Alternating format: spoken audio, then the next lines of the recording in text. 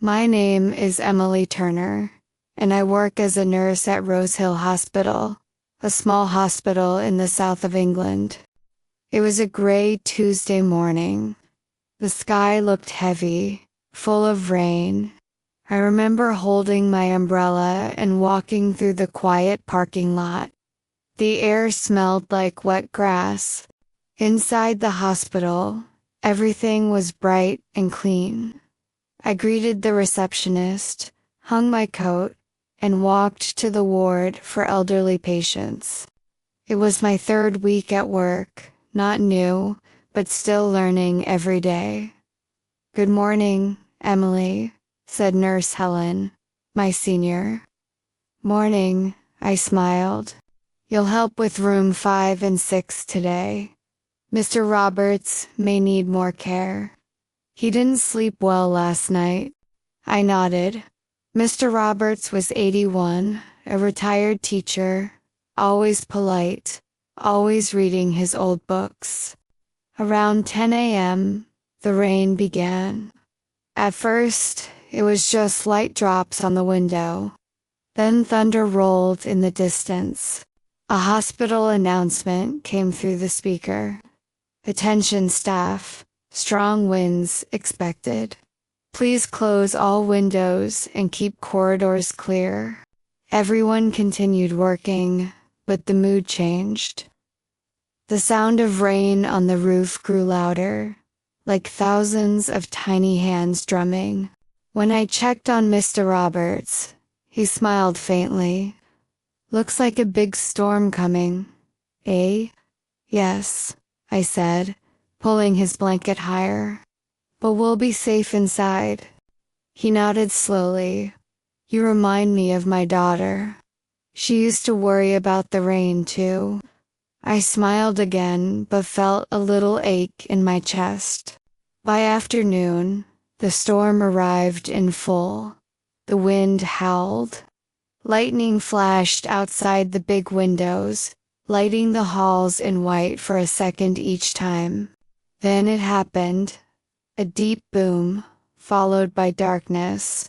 All the lights went out. For a moment, no one moved. Then the emergency lights blinked on, small red dots glowing above the doors. I heard voices from other rooms. "Stay calm," I said to the patients. "It's just a power cut. The hospital generator will start soon." But it didn't. Minutes passed. The storm outside was getting worse. I could feel my heartbeat quicken. Nurse Helen ran into the corridor, holding a small flashlight. "The generator isn't starting," she said quickly. "We'll have to check every patient manually until it's fixed." She handed me a torchlight. "You take rooms 5 and 6. Make sure oxygen machines are working.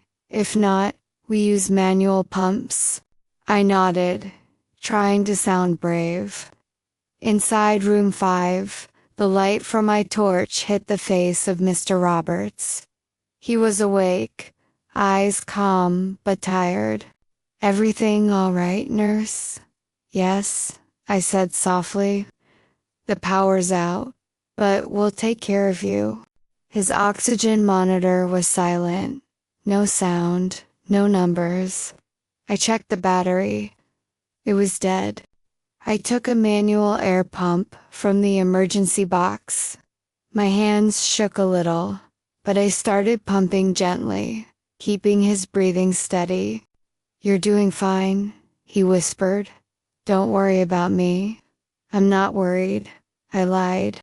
Outside the room, the hall was like a tunnel of dim red light. Other nurses moved quietly, checking rooms. The sound of the storm filled everything. Rain hitting windows, wind moaning through gaps, distant thunder. I went to check room 6, Mrs. Parker, a woman in her 70s, recovering from surgery. She looked frightened. "Emily, I can't see anything." "Is it night already?" "No, Mrs. Parker. It's just the power." Here, I'll stay with you. I sat beside her, holding her hand. Her fingers were cold. We listened to the rain together. Do you ever get scared, nurse? She asked suddenly. I thought for a moment. Sometimes. But when I'm helping someone, I feel brave. She smiled weakly. Then stay brave a little longer, dear. A voice came through the staff radio. This is maintenance. The generator room is flooded. We're trying to fix it, but it will take time. Helen's voice replied, Copy that. We're managing with flashlights. I looked at my torch. Its light was already fading. I walked to the supply closet and found a box of candles. We weren't supposed to use them, but tonight, there was no choice. I placed one candle in each patient's room. The small flames flickered, making the walls dance with warm light. It felt strangely peaceful, like the hospital had turned into an old house from another time. Back in room 5, Mr. Roberts was dozing lightly. I kept an eye on his breathing. Suddenly, his breath stopped for a second, then started again, weakly. Mr. Roberts, I called gently. He opened his eyes. It's all right, he said quietly. I'm just tired. No, you stay with me, I said, taking his hand. I kept pumping air, counting in my head. 1 breath, 2 breaths, 3. Minutes passed. Sweat rolled down my temple. I felt the darkness pressing around us, heavy and alive. Then I heard footsteps. Helen came in with another nurse. His monitor's dead, I said quickly. Helen checked his pulse. Weak, but steady. Keep pumping. You're doing great, Emily. Her words gave me strength. Around 6 p.m., the storm finally began to slow. The thunder moved away, leaving only the sound of soft rain. The generator finally started. Lights flickered, machines beeped, monitors came back to life. I almost cried from relief. When I looked at Mr. Roberts again, he was sleeping peacefully, his chest rising and falling in rhythm with the hum of the machines. I walked down the hall, tired, soaked with sweat, but strangely calm. Every room now glowed with light again. Helen smiled when she saw me. You did good work today. I laughed softly. I just tried not to panic. That's what good nurses do, she said. I sat by the window in the break room. Outside, the world was wet and shining. Streetlights reflected in puddles like stars on the ground. I made myself a cup of tea and watched the quiet rain. When I closed my eyes, I could still see the candlelight on the faces of my patients, calm, fragile, human. I thought about how life can go dark so suddenly, and how sometimes even a small flame can mean hope. That night, I wrote in my notebook, being a nurse isn't just about medicine.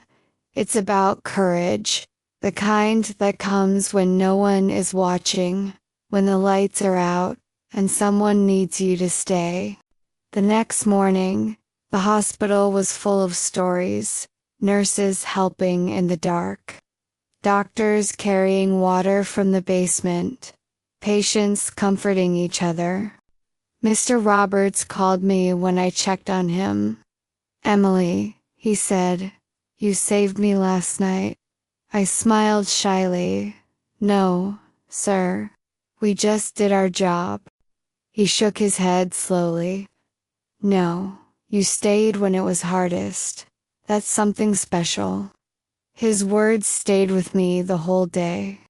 When I walked out of the hospital that evening, the sun was setting through golden clouds. The world looked clean, fresh, like after a storm. Everything was new again. It has been 2 years since that night. Whenever there's thunder now, I still remember the sound of rain on the hospital windows, and the faint light of a candle beside an old man's bed. Storms don't scare me anymore. They remind me that even in darkness, there's always something shining. Sometimes a small flame, sometimes a kind heart, and that's enough to keep going.